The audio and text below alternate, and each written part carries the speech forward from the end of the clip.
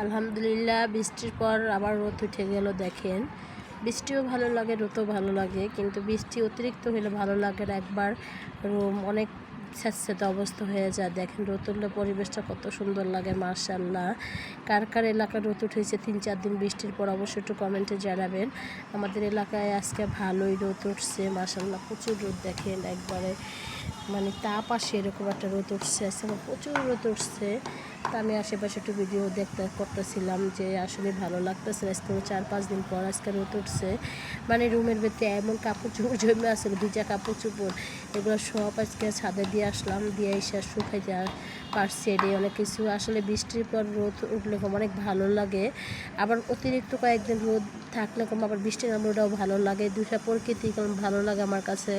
কার কাছে কেমন লাগে জানি না, বাট আমার কাছে অনেক ভালো লাগে। দেখেন আমাদের আশেপাশে ভিউটা, বা রুমের জানালা দিয়ে একটু ভিডিও করতেছিলাম, তো আমার কাছে ভালোই লাগতেছিলো। বাইরের পরিবেশটা কত সুন্দর, মাশাআল্লাহ। আজকে দেখেন ওয়েদারটাও অনেক সুন্দর হয়ে গেছে। আর এখন তো বৃষ্টি নামছে, মানে একটা না 3-4 দিন বৃষ্টি হলে ভালো লাগে না। যে কোনো দেখা যায় অনেক রোদ উঠছে, একদিন বৃষ্টি নামছে, আবার পরের দিন রোদ। এটাই আমার কাছে বেশি ভালো লাগে। কার কাছে কেমন লাগে জানি না, বাট আমার কাছে বৃষ্টির পর রোদটা অনেক মিষ্টি মিষ্টি লাগতেছে আজকে। কারণ বেশি খুশি লাগছে, রুম টুম আছে সব পরিষ্কার পরিষ্কার লাগতেছে। কারণ জানালা কাপড় চোপড় থাকলে আমার কাছে একবারে ভালো লাগে না, কারণ একবারে কাপড় চোপড় রোদ দিয়ে নিয়ে আসলে অনেক ভালো লাগে।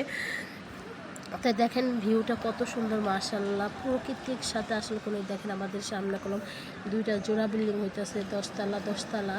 তো এটা প্রায় অর্ধেক কমপ্লিট হয়ে গেছে। ওই পাশেরটা মোটামুটি ভালোই কমপ্লিট হয়েছে। আর ওই পাশে দেখেন দেখা যায় না, এটার জন্য পাশে আরেকটা বিল্ডিং আছে, জোড়া বিল্ডিং। তো যাই হোক, পরিবেশটা কেমন লাগছে অবশ্যই একটু কমেন্টে জানাবেন। আর কে কে কার এলাকায় বৃষ্টি হইতেছে আর কার এলাকায় রোদ উঠছে অবশ্যই একটু কমেন্টে জানাবেন।